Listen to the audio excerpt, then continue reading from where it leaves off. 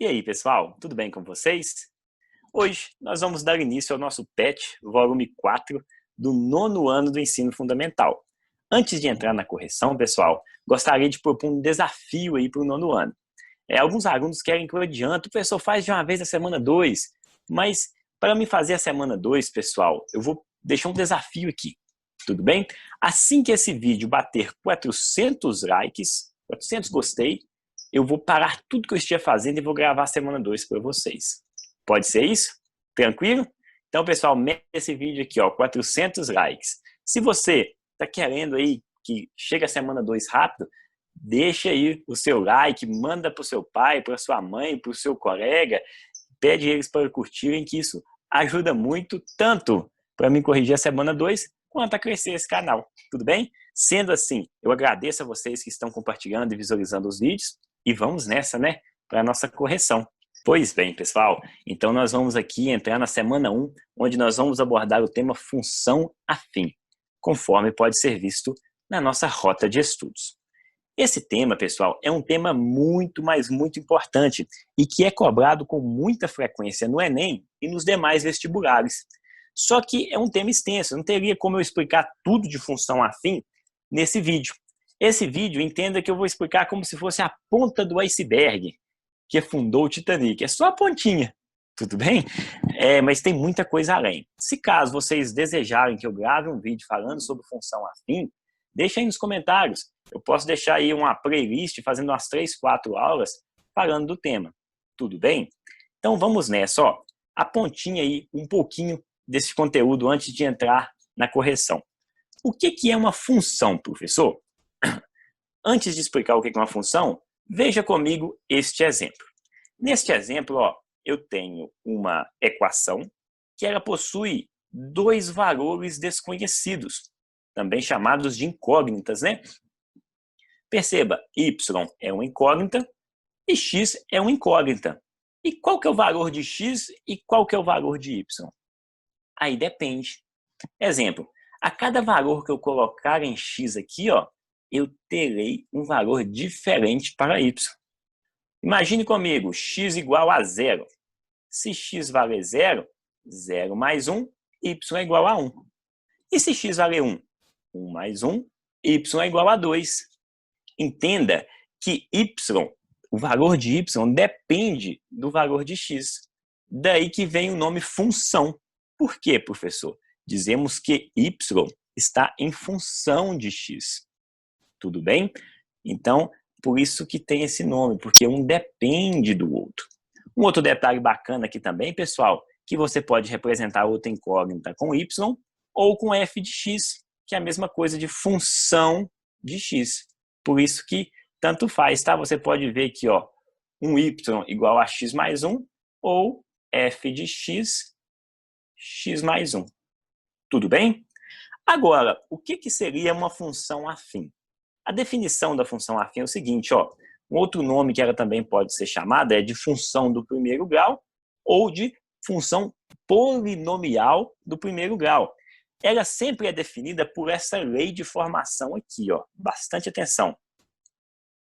F de x, ou seja, o meu y ali, né, é igual a x mais b, onde a e b são números reais.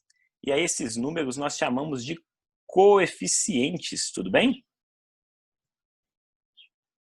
Coeficientes. E um detalhe, pessoal, que para ser uma função afim, sempre, o nosso a tem que ser diferente de zero. Jamais a pode assumir um valor igual a zero, mas b, por sua vez, pode. Tudo bem, pessoal? Perceba o seguinte comigo, ó. O que são os coeficientes? O a, nós chamamos ele de coeficiente angular, e o b é o coeficiente linear. Eles, pessoal, nada mais são do que números comuns. Tudo bem? Eu posso pôr qualquer número no lugar de a aqui, qualquer número real no lugar de b, desde que a não pode ser zero. Só um detalhe, pessoal, que se a for zero, ó, 0 vezes x, eu terei que f de x é igual a b. E aqui eu não tenho uma função do primeiro grau. Tudo bem? Agora, perceba comigo, vou citar um exemplo. eu tenho um exemplo aqui de uma função do primeiro grau. Como que eu sei que ela é do primeiro grau? Ó, eu tenho um y, tenho um x, e esse x, ó, ele está no seu primeiro grau. Como assim? Ele não está elevado ao quadrado, nem ao cubo. Se ele tivesse ao quadrado, seria uma função do segundo grau. Mas não, como ele está elevado a nada aqui, ou seja, a 1, né? É do primeiro grau. Aí, pessoal, a essa função também podemos chamar de lei de formação. O que é isso, professor? Porque ela define alguma coisa.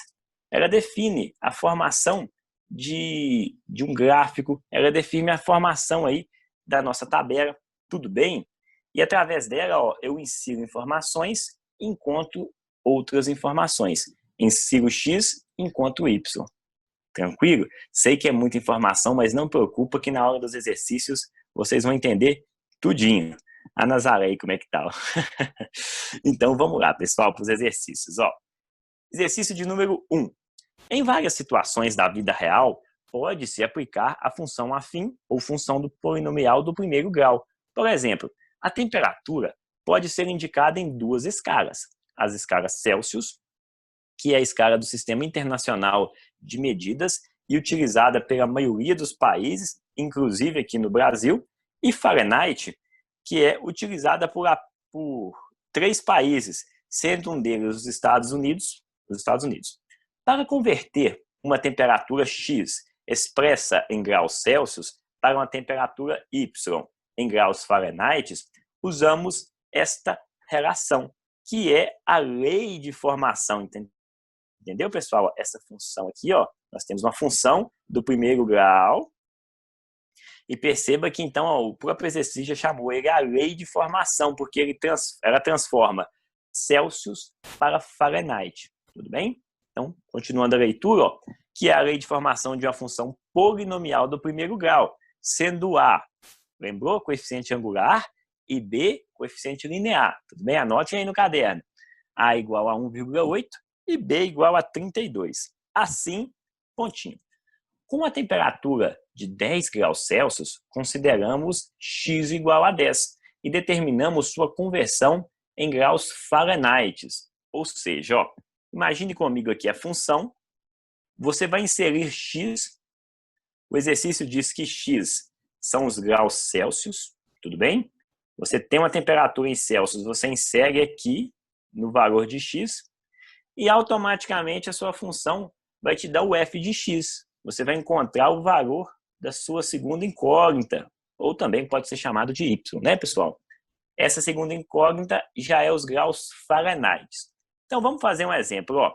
Quando tiver 10 graus Celsius, equivale a quantos Fahrenheit?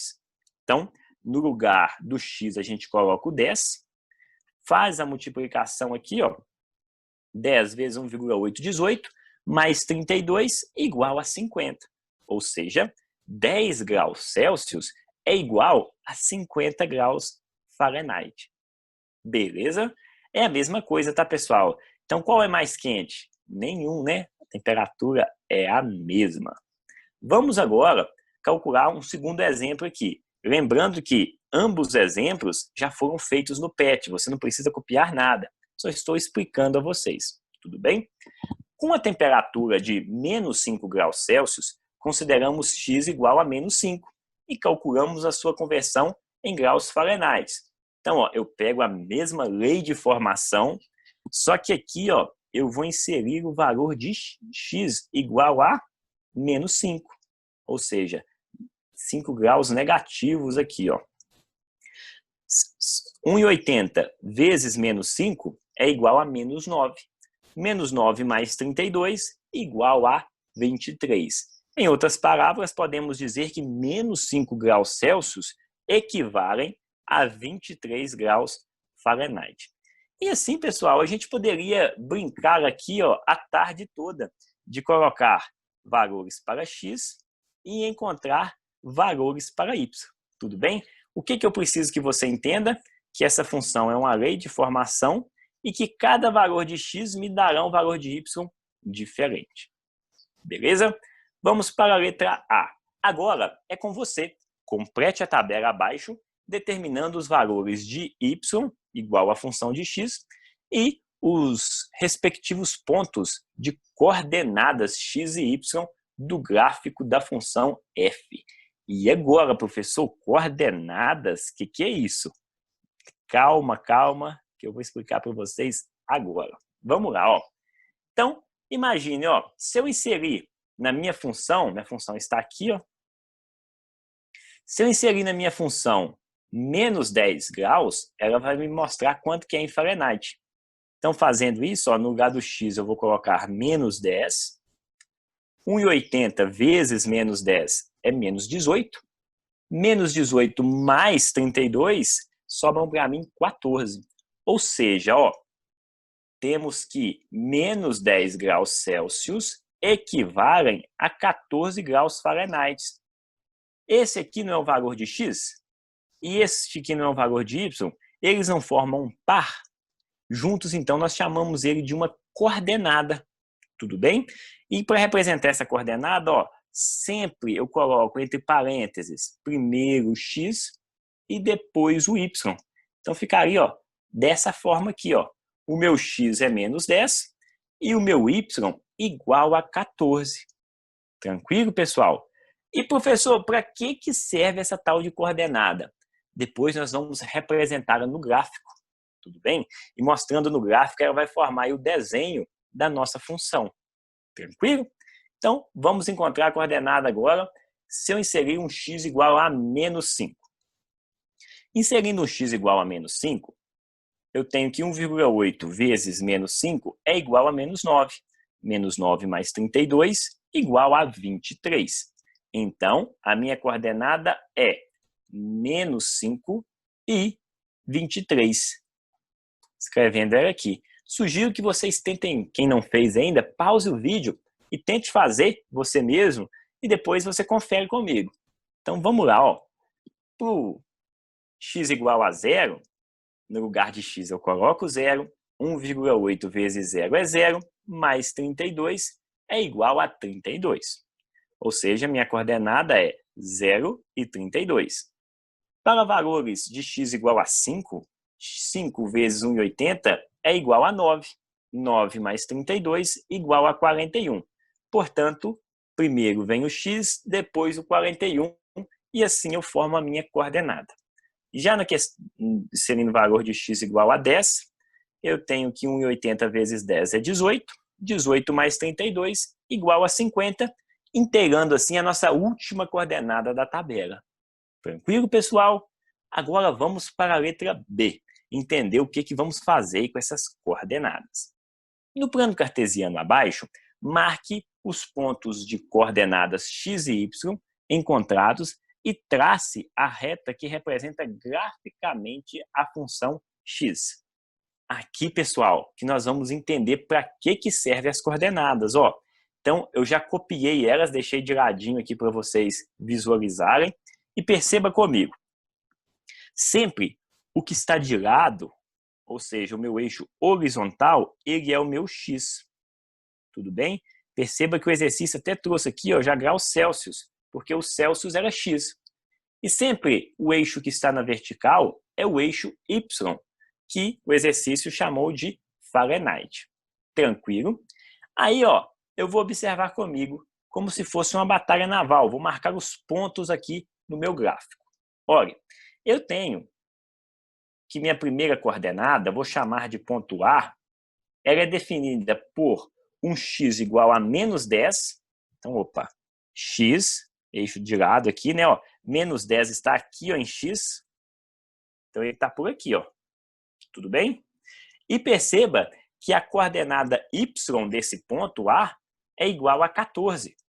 Então, ó, y, 14 está entre 10 e 15. Então, por aqui, ó, o ponto de união deles ó, vai ser basicamente, pessoal, aqui. Ó, tudo bem? Não perceba aí que ficou um pouquinho torto, ó, mas nesse pontinho ali. Então, aquela coordenada ali ó, é a minha coordenada do ponto A. Só apagando aqui para vocês visualizarem melhor. Tudo bem? Detalhe, pessoal. Esse ponto A aqui, então, ó, ele tem por coordenada menos 10 e 14. Vamos fazer o ponto B juntos. Ó. O ponto B, ele tem x, lembrando que sempre primeiro é o x, depois é o y.